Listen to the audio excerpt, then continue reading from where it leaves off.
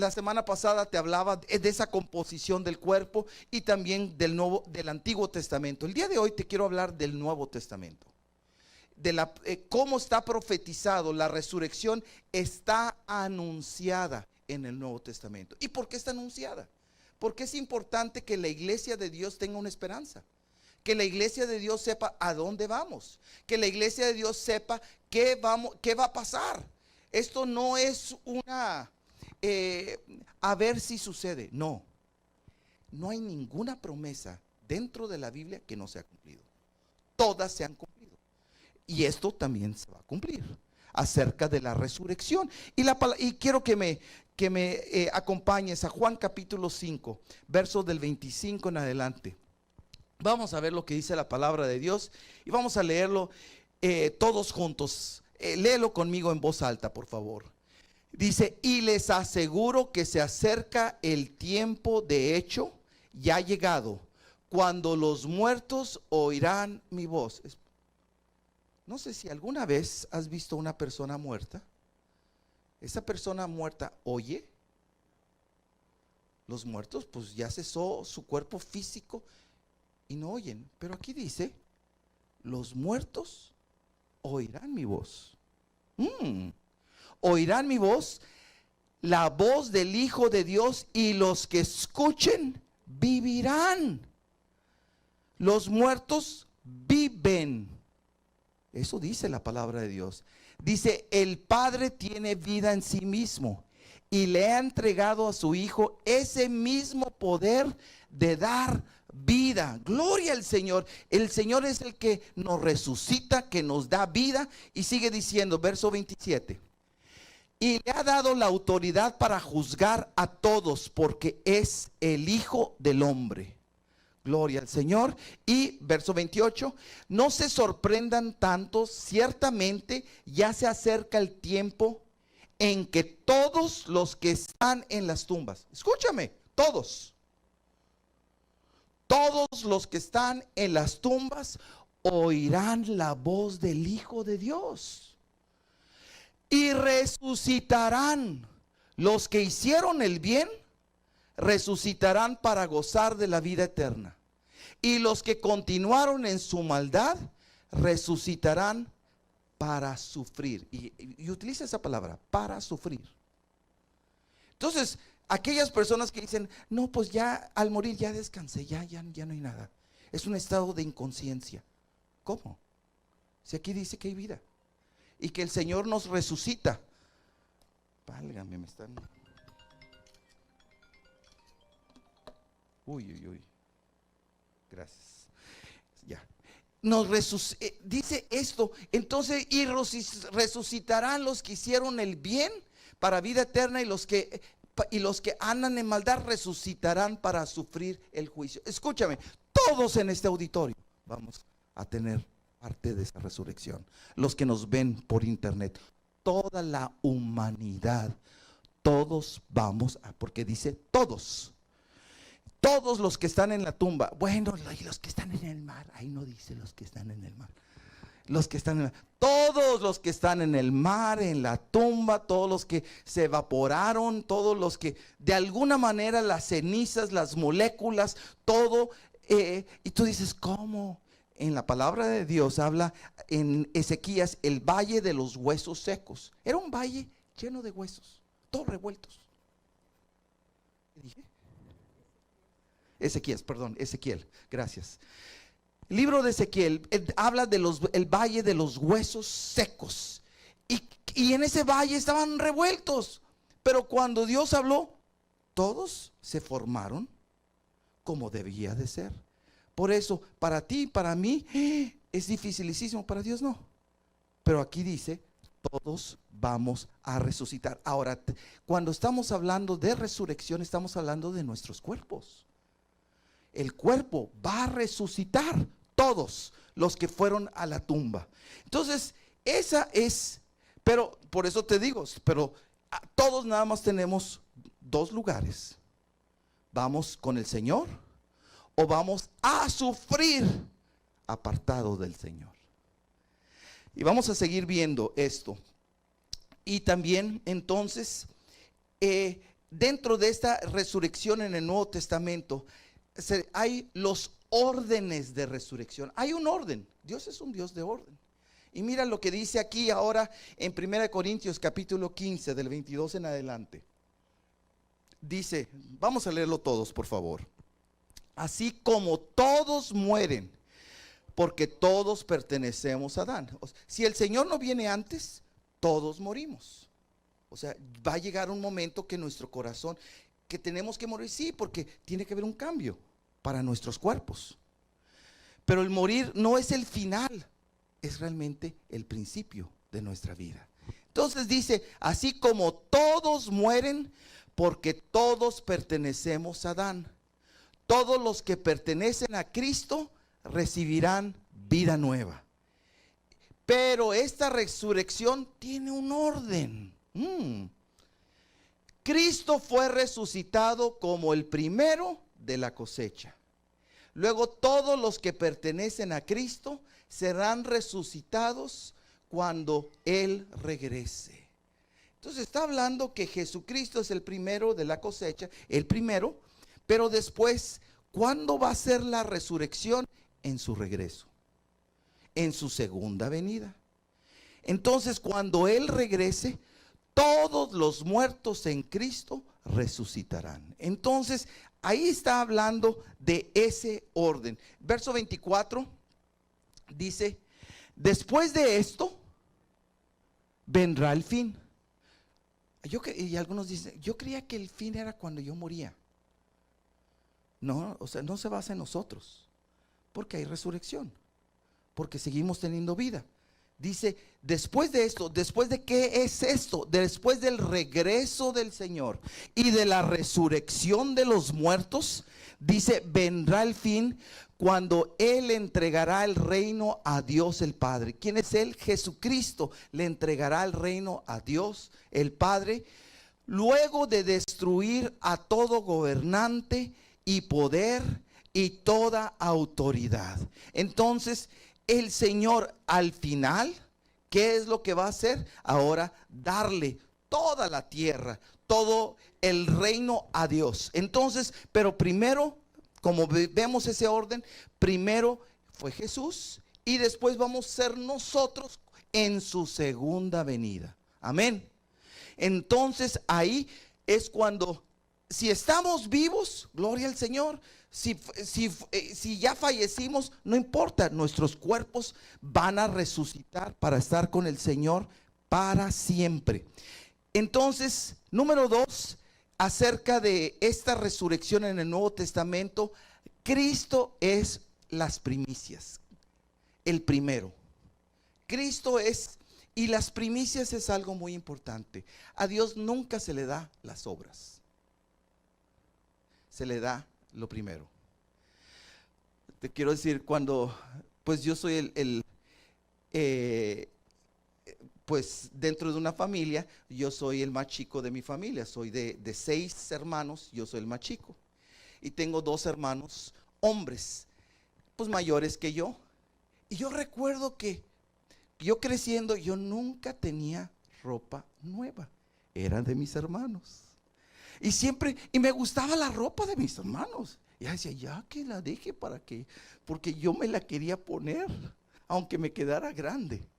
Pero que yo veía eso, veía la ropa, entonces, y veía, porque pues como éramos 6, pues era difícil comprar ropa y todo para 6. Entonces por eso todavía estaban en buenas condiciones de la ropa de mis hermanos y yo me la ponía. Entonces, y así pasaron muchos años, pero cuando comencé a comprar, se me empezó a dar ropa nueva.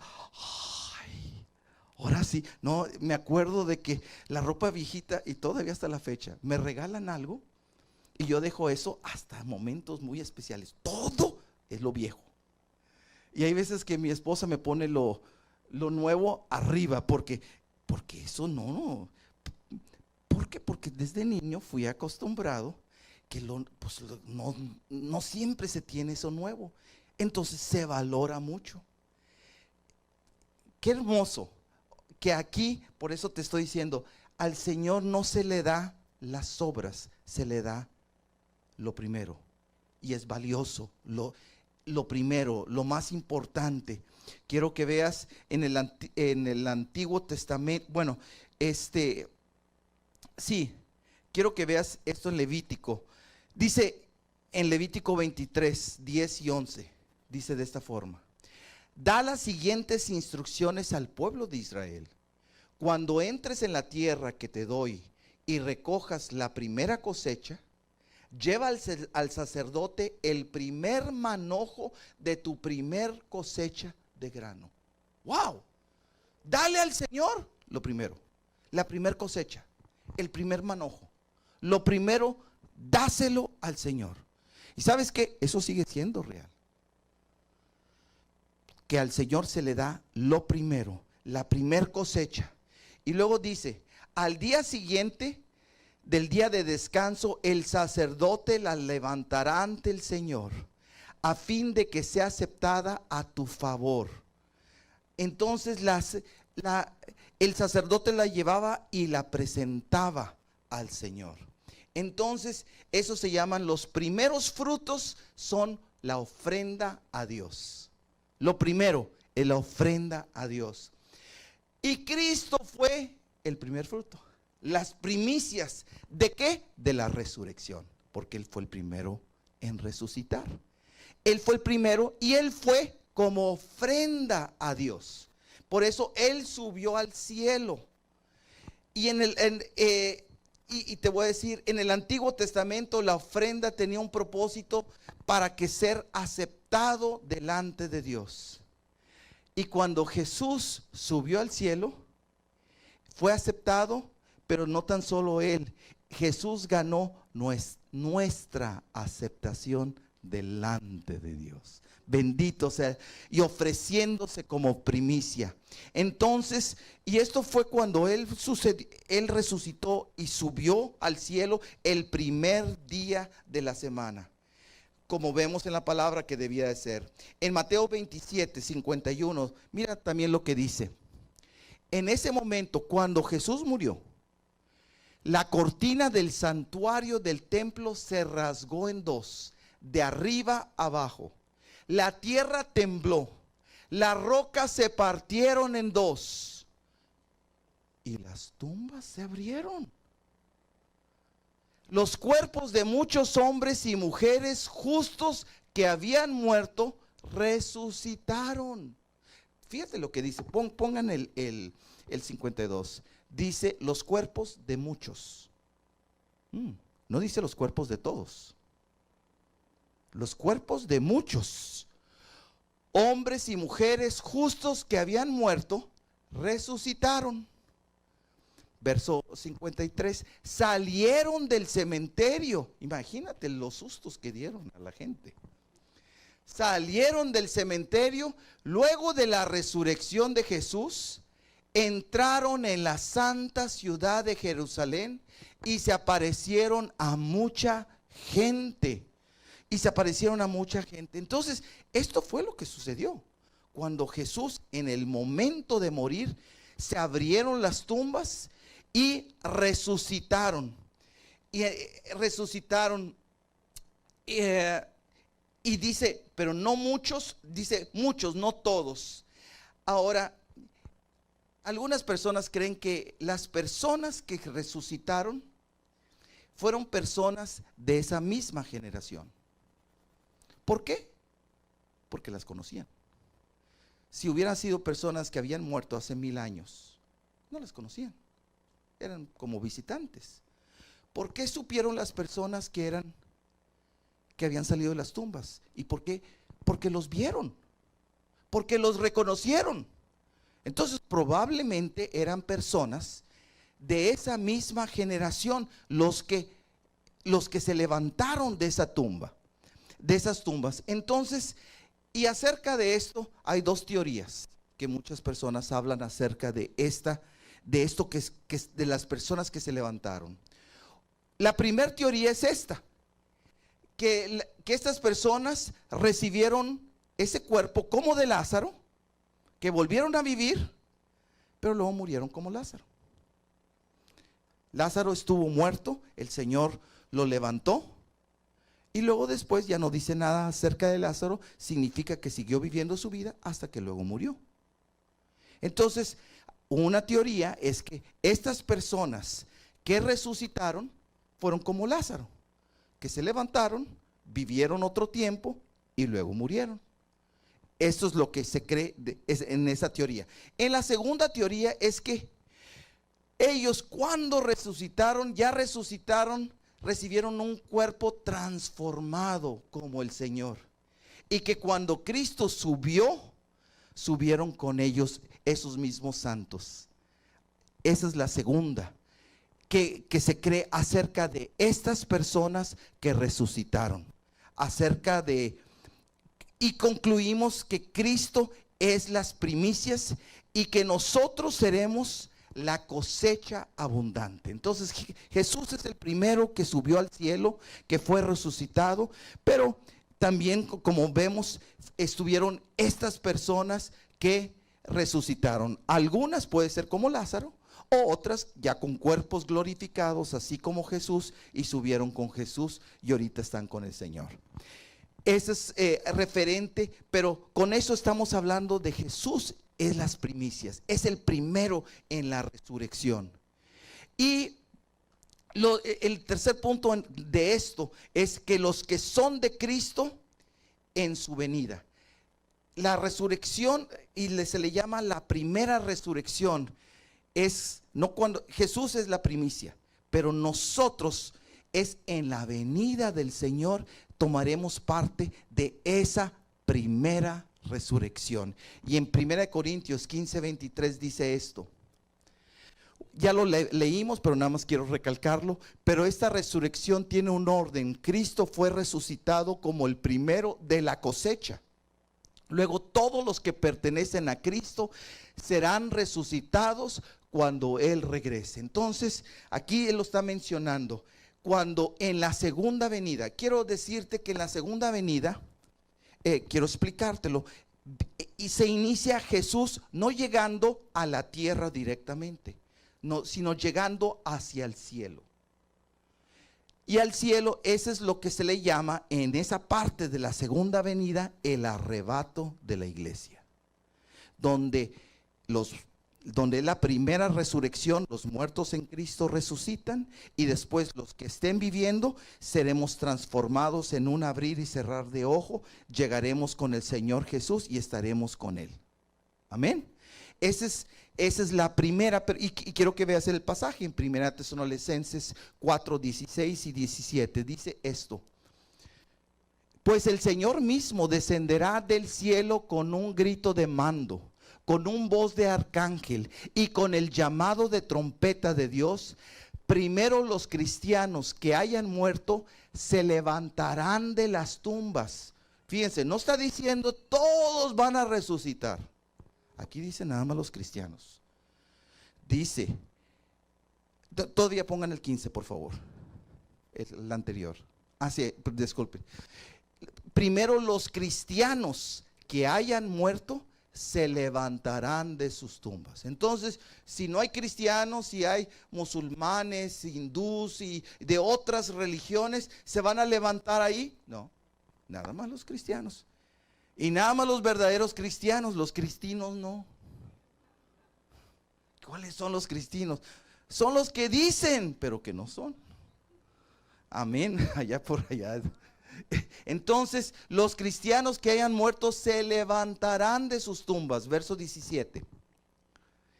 Luego junto con ellos nosotros, los que aún sigamos vivos sobre la tierra, seremos arrebatados en las nubes para encontrarnos con el Señor, dice aquí, en el aire. Nos estamos encontrando en el aire.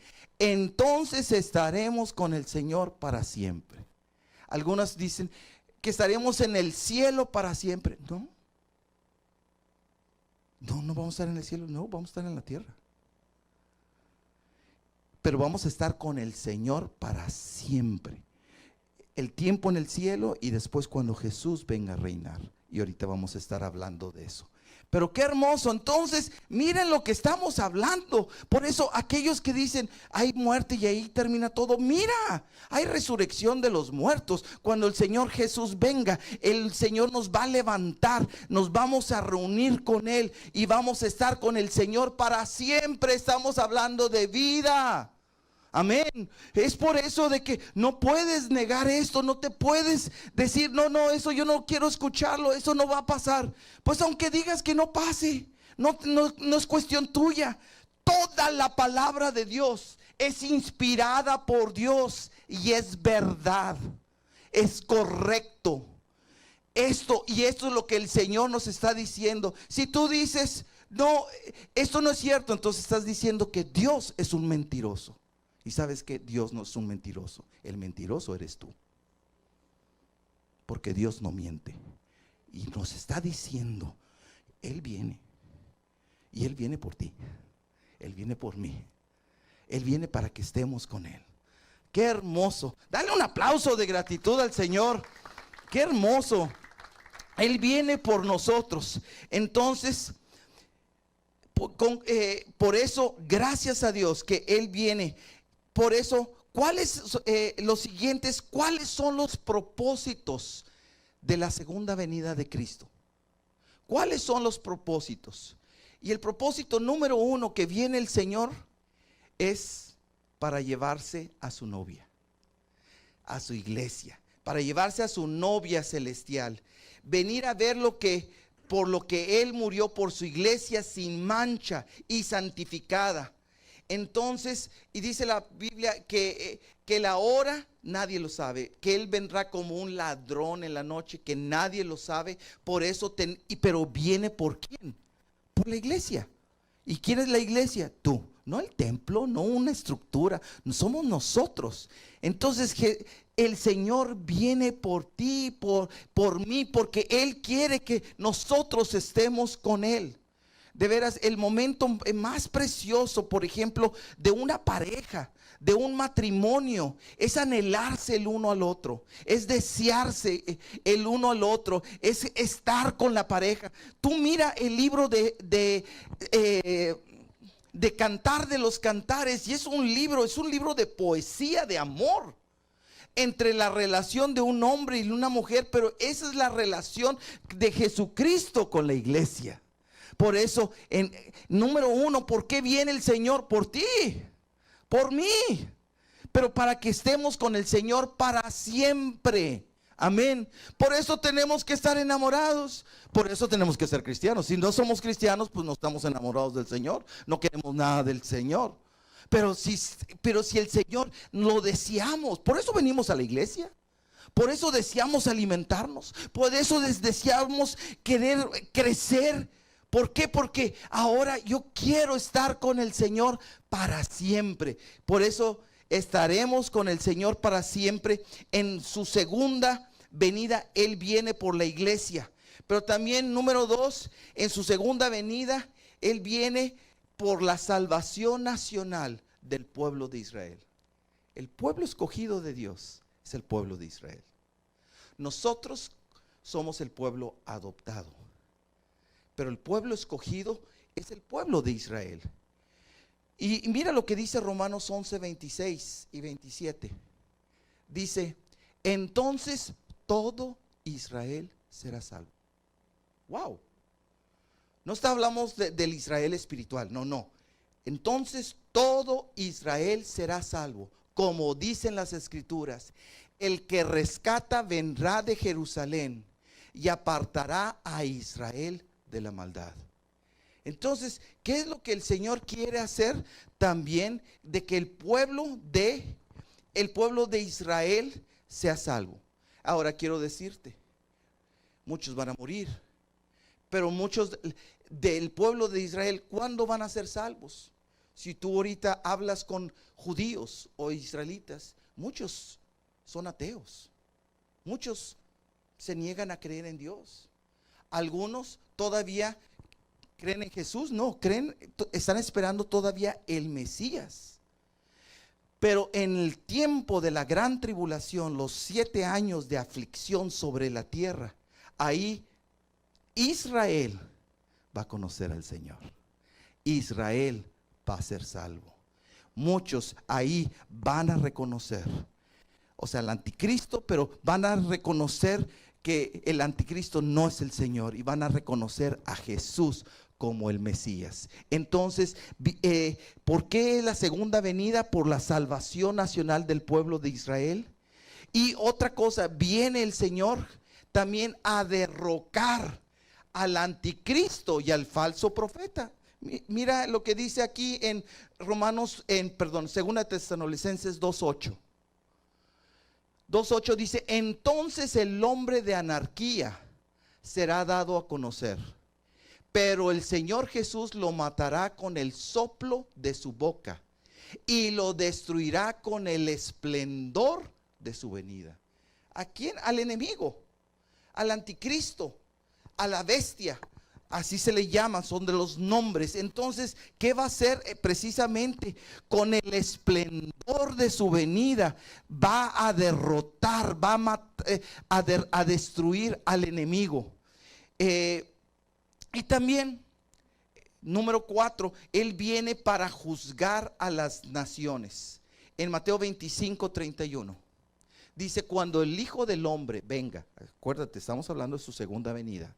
Cuando el Hijo del Hombre venga en su gloria, acompañado por todos los ángeles, entonces se sentará sobre su trono glorioso. Todas las naciones se reunirán en su presencia. ¡Wow! Y Él separará a la gente como un pastor separa a las ovejas de las cabras. Entonces, todas las naciones, ¿quién los va a juzgar? El Señor Jesús. Ahorita no es el tiempo de juicio, ahorita es el tiempo de gracia, ahorita es el tiempo de regalo. Pero llegará el momento, por eso cuando venga, viene por su novia, pero también va a venir y va a juzgar a todas las naciones. También, y viene cuando Él venga, vendrá a establecer su reino milenial. Escúchame, Jesús en carne, en hueso, en ese cuerpo glorificado, va a reinar en esta tierra por 1000 años. Dice en Isaías 4:23. Entonces la gloria de la luna menguará y el resplandor del sol se desvanecerá, porque el Señor de los ejércitos celestiales reinará en el monte de Sión. Reinará con gran gloria en Jerusalén a los ojos de todos los líderes de su pueblo.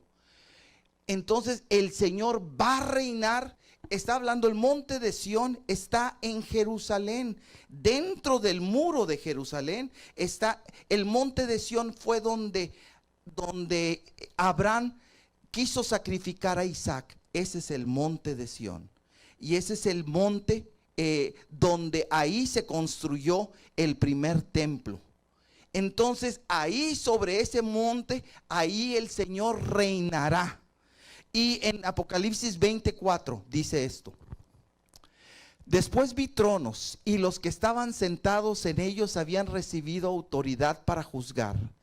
Vi las almas de aquellos que habían sido decapitados por dar testimonio acerca de Jesús y proclamar la palabra de Dios.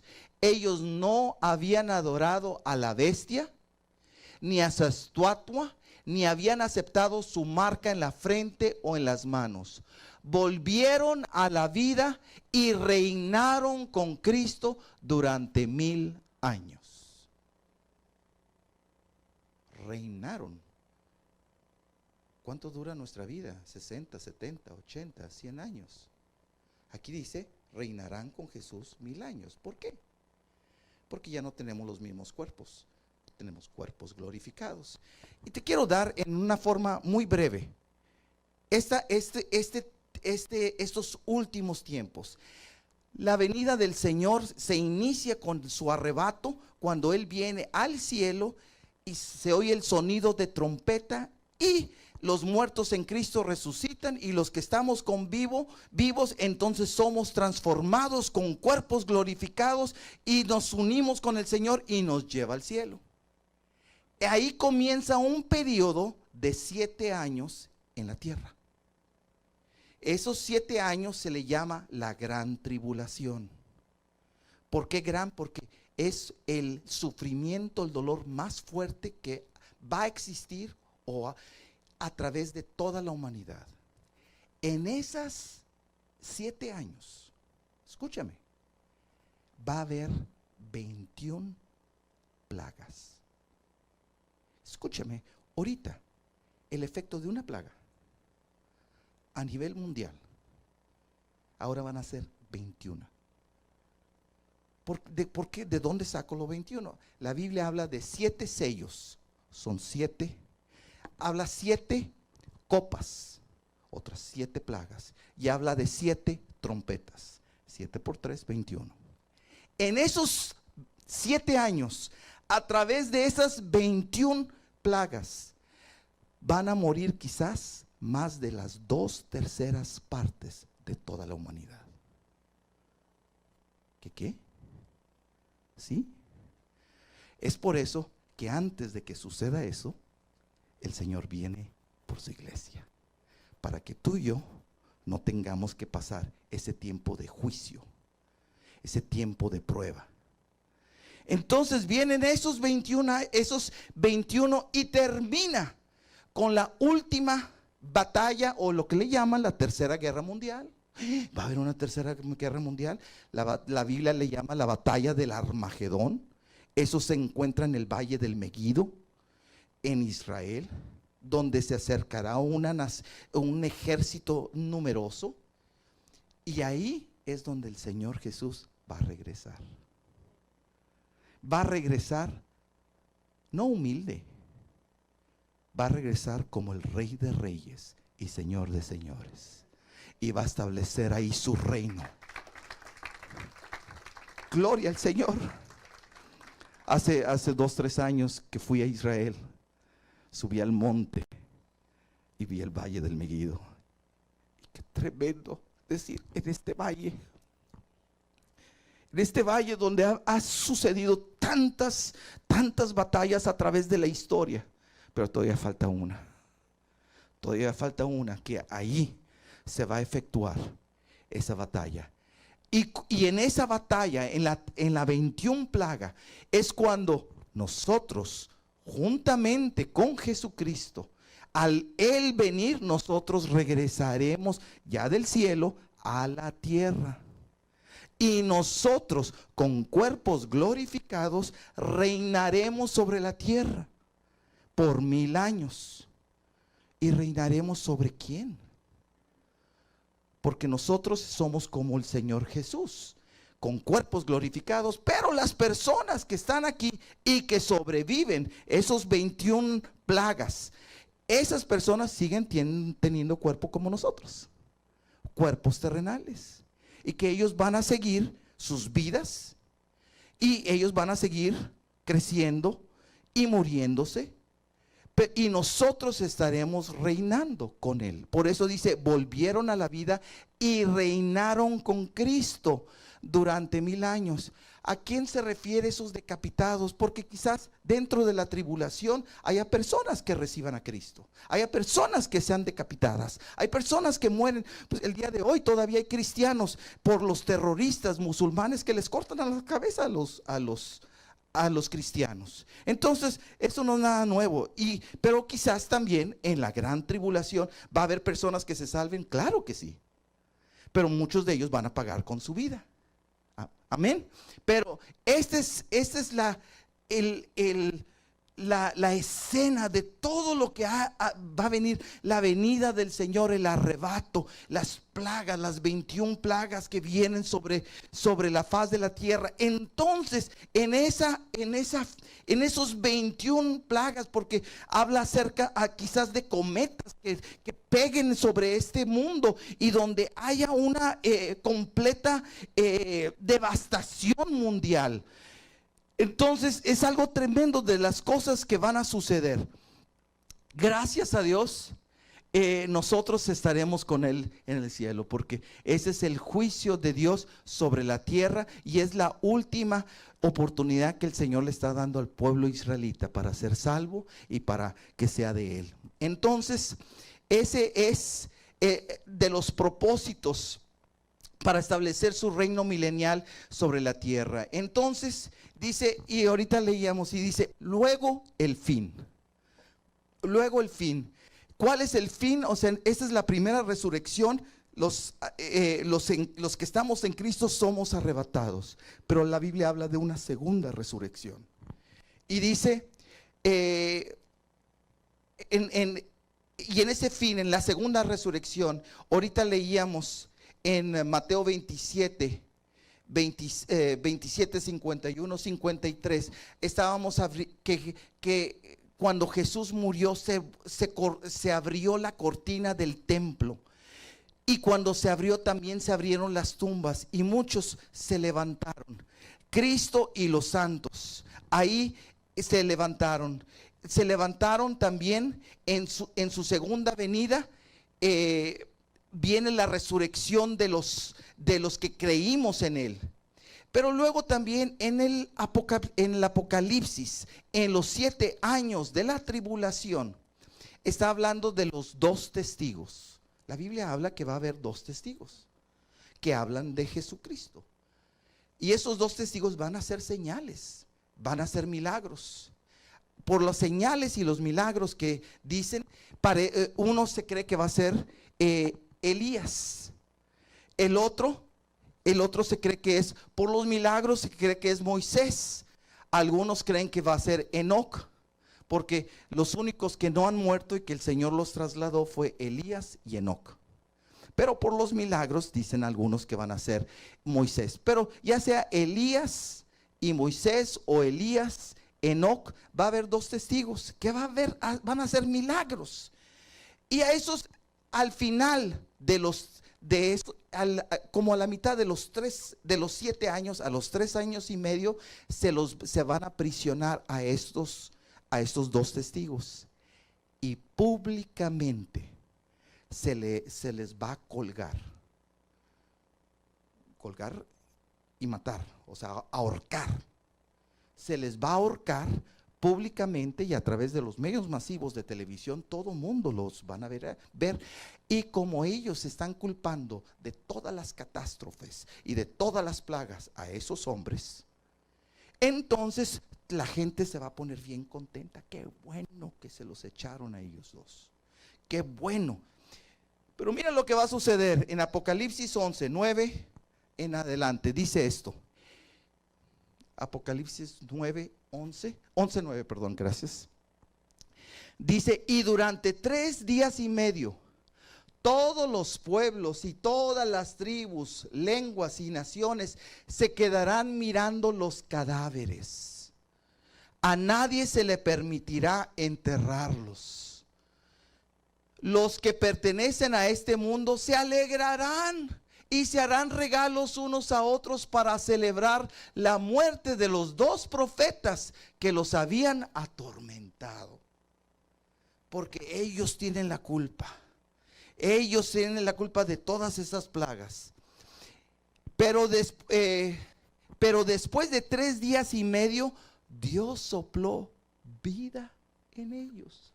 Imagínate, tiene 3 días y medio colgados. Y a los 3 días y medio otra vez el Señor sopla vida. Y dice, sopló vida y se pusieron de pie. El terror se apoderó de todos los que estaban mirándolos. Luego una fuerte voz del cielo llamó a los 2 profetas, suban aquí. Entonces ellos subieron al cielo en una nube mientras sus enemigos los veían. Imagínate qué shock. Y luego hasta ahí. Entonces esto va a pasar a la mitad de esos 7 años, donde están viendo el poder de Dios, están viendo que Dios resucita y ahí está levantando de los muertos aún a esos 2 testigos. Y también ahorita te decía, los decapitados, ahorita lo leíamos, los decapitados también van a ser levantados con el Señor para regresar juntamente con Él al final de los 7 años. Al final de los 7 años regresaremos con Él. Entonces comienza el reino milenial. Y dice en Apocalipsis 20, 11 y 12. Al final de ese reino milenial dice: y vi un gran trono blanco, y al que estaba sentado en él. La tierra y el cielo huyeron de su presencia, pero no encontraron ningún lugar donde esconderse. Vi a los muertos, tanto grandes como pequeños, de pie delante del trono de Dios. Los libros fueron abiertos, entre ellos el libro de la vida. A los muertos se les juzgó de acuerdo a las cosas que habían hecho, según lo que estaba escrito en los libros. Según lo que estaba escrito en los libros. Entonces, ¿a quién se juzgó? A todos. A todos se juzgó. ¿Y cuál fue el juicio para? Esta es la segunda resurrección. La primera es para los cristianos. La segunda resurrección es para los que no son cristianos, para ellos. Y al ser juzgados, serán echados al lago de fuego, junto con el diablo, la bestia, el anticristo y la muerte. Y en 1 Corintios 15, 26 dice esto: y el último enemigo que será destruido es la muerte. ¿Qué significa que ya no hay muerte? Que hay vida. ¿Estás viendo lo que te estoy hablando? No te estoy hablando lo del próximo año. Te estoy hablando de miles de años, de eternidad. Y te estoy hablando del Señor Jesús. Que Jesús dijo: yo soy el camino, la verdad y la vida, y nadie llega al Padre sino por mí. Si tu mundo es esta fracción de tiempo, si tu mundo es este momento de buscar tu placer, eso se esfuma en un abrir y cerrar de ojos. Esto es para siempre. Esto es para la eternidad.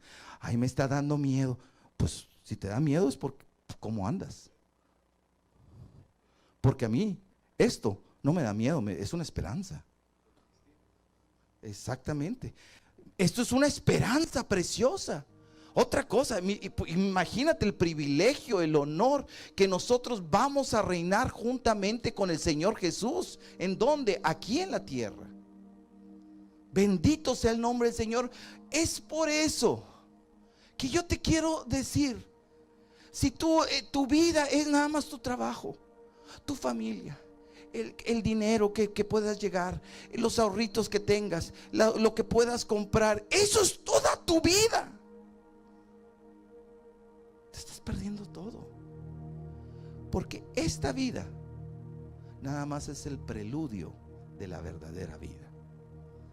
Nada más es, como se puede decir, es el inicio, el aperitivo. La verdadera vida es esta. En otro pasaje de la Biblia, y es algo que me quedo asombrado, dice que el sol menguará, la luna menguará.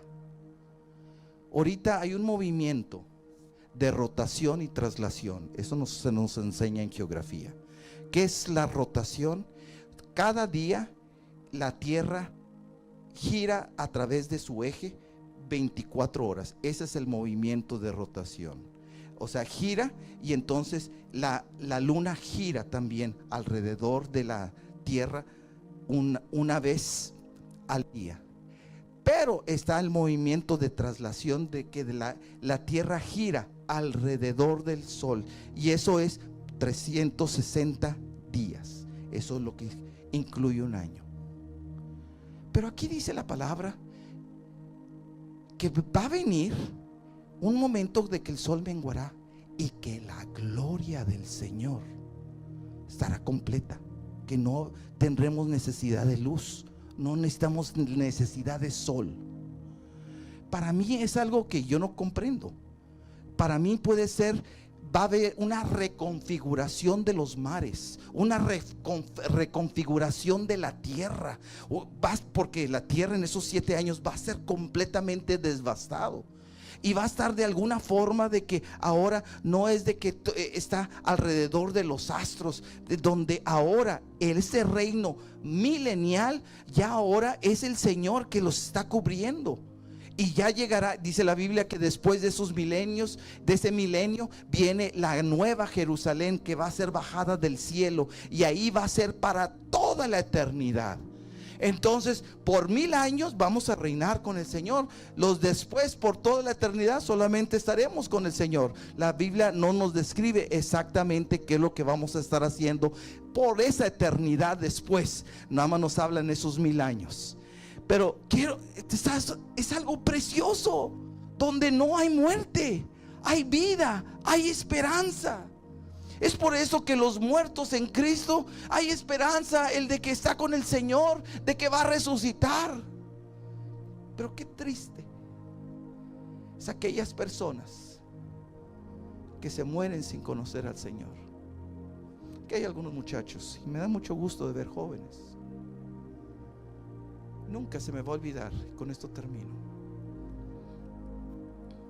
Como médico, mi último año de médico, tuve que hacer lo que le llaman un servicio social, un servicio a la comunidad. Yo estudié en la ciudad de Monterrey, México, terminé mi carrera ahí y me mandaron a hacer mi servicio social al sur del estado de Nuevo León, a Ranberry, Nuevo León, así se llama, es un municipio, a Ranberry, Nuevo León. Y fui ahí y yo estaba a cargo de ese centro de salubridad, asistencia en la ciudad de Ranberry. Ahí estaba como médico pasante. Todavía recuerdo que cada fin de semana había bailes. Cada fin de semana se balaceaban y llegaban balaceados y los tenía que atenderlos, alguna vez referirlos a hospitales y todo eso. Pero yo era el médico que tenía que acudir a ellos.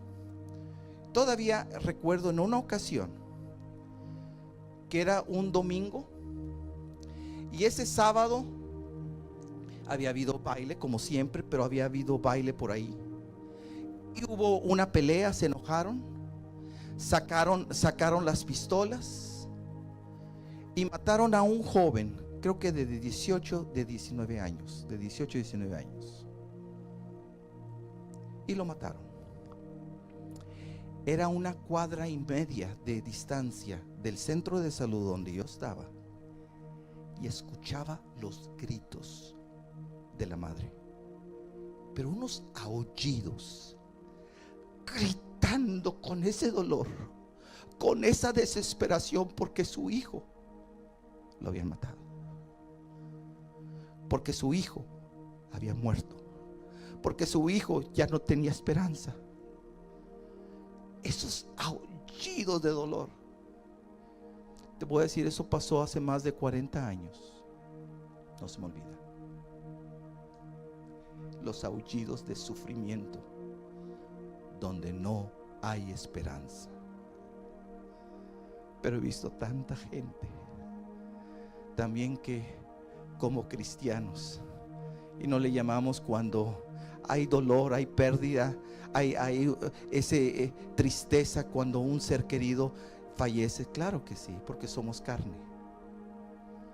Pero siempre decimos, ya se graduó, ya está con el Señor, ya descansó. Verdaderamente no puede estar en mejor lugar que en la presencia del Señor.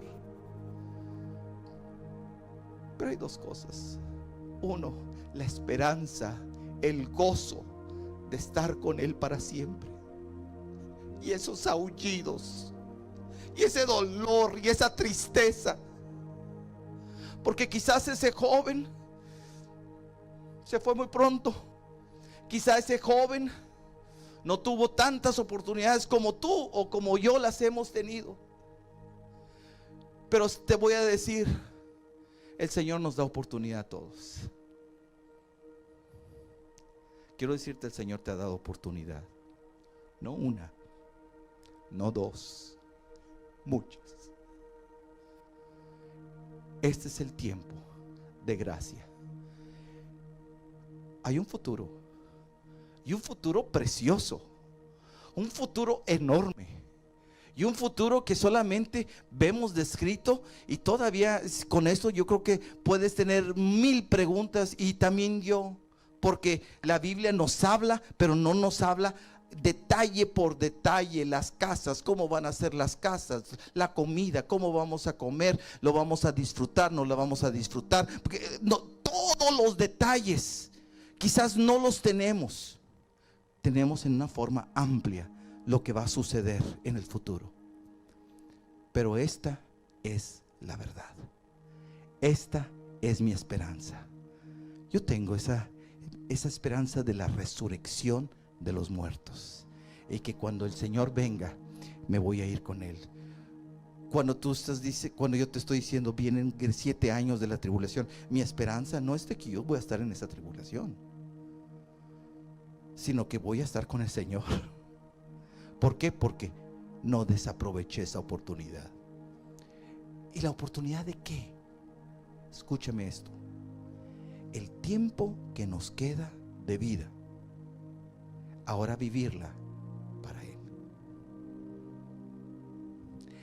Porque viviendo para Él, estamos viviendo la verdadera vida. Viviendo para nosotros es un caos, y nunca vamos a estar contentos, y siempre nos faltan cosas. Por eso yo no sé cuántos años me queda. Yo te lo digo sinceramente, yo tengo 62 años de edad. Sí, ¿verdad? Sí. Es que ya de tantos ya hasta se me olvida, ¿verdad? Tengo 62 años de edad. Para mí, de veras, estaba hablando con un sobrino. Él decía que él creía que yo ya me iba a morir el año pasado. Gracias a Dios, aquí estoy. No se basa Él, no se basa en mí, se basa que Dios, su misericordia y su gracia. Pero si hace un año el Señor me hubiera llamado, gloria al Señor, ya estaría con Él. Pero el resto de mi vida, si es un día, si es un año, 5, 10 años, no sé cuánto tiempo el Señor me dé, quiero vivirlo para Él. Y yo te animo que tú vivas para Él, no para ti. Y escúchame, es que si vivo para Él, ya no es va a ser aburrido. Al contrario, vivir para Él es lo mejor. Y viviendo para Él, bueno, ¿qué va a pasar conmigo? Exactamente, Dios te bendice a ti. Tú no te tienes que preocupar por ti, porque tú estás viviendo para Él. ¿Y qué significa vivir para Él? Tu trabajo es para Él, tu familia es para Él, todo lo que haces es para Él. Eso es lo que significa. De que ahora no es nada más un momentito de tu agenda, de tu horario, que tú eres muy bueno y vas un ratito a la iglesia. Eso, no, estoy hablando ser cristianos 24/7, 24 horas del día por 7 días de la semana. No nada más un ratito, nada más el momentito que ahí me aparezco tantito en la iglesia, así golpes de pecho. ¿Y eso qué? No, no es darse golpes de pecho, es vivir la vida. Es que en lo que estoy haciendo, dedicárselo al Señor. Vivir para el Señor, no vivir para mí, no vivir para amontonar dinero, no vivir para mi fama, todo esto, mis recursos. No, vivir para Él. Por eso mi pregunta el día de hoy, hablando de la resurrección de los muertos, ¿para quién vives? ¿Nada más vives para ti? Si tú nada más vives para ti, tu vida aquí en esta tierra va a ser y va a seguir siendo una vida miserable, una vida mediocre. ¿Qué es mediocre? Vida a medias. Pero una vida que vives para el Señor, wow, ahora es una vida con propósito, una vida de veras bendecida con Dios. Todos vamos a tener dificultades, pero en esas dificultades Dios nos va a utilizar en las buenas y en las malas, sirviendo al Señor. Dale un aplauso de gratitud al Señor.